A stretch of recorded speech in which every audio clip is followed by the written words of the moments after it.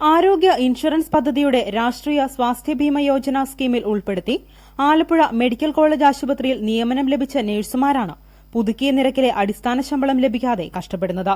Bond വ്യവസ്ഥയിൽ ജോലി ചെയ്യുന്ന നഴ്സുമാർക്ക് പോലും 2009 മുതലുള്ള പ്രാബല്യത്തിൽ അടിസ്ഥാന ശമ്പളം 13,900 രൂപയായി ഉയർത്തി നൽകിയിട്ടുണ്ട്.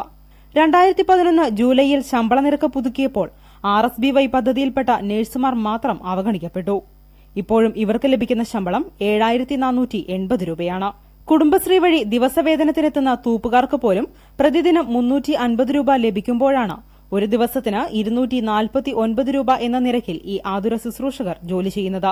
ഇവിടുത്തെ ഡെയിലി വേജസ് ആയിട്ടുള്ള ക്ലീനിംഗ് സ്റ്റാഫിന് ഡെയിലി 350 രൂപ വെച്ച് മാസം 10,500 രൂപയാണ് കൊടുക്കുന്നത്. അതിനേക്കാളും താഴ്ന്ന ശമ്പളമാണ് ഇപ്പൊ ഞങ്ങൾക്ക്. ഇപ്പൊ ഈ ഹോസ്പിറ്റലിൽ ഏറ്റവും കുറഞ്ഞ ശമ്പളത്തിൽ ജോലി ചെയ്യുന്ന സ്റ്റാഫാണ് ഞങ്ങൾ.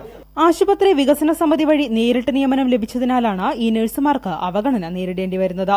ശമ്പളം വർദ്ധിപ്പിക്കാത്തത് സംബന്ധിച്ച് അധികൃതരോട് കാരണം തിരക്കിയപ്പോൾ ആശുപത്രി വികസന സമിതിയിൽ ആവശ്യത്തിന് ഫണ്ടില്ല എന്ന മറുപടിയാണ് ഇവർക്ക് ലഭിച്ചത്.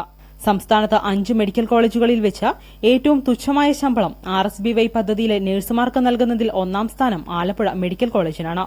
Sithara Siddhakumar, India Vision, Alappuzha.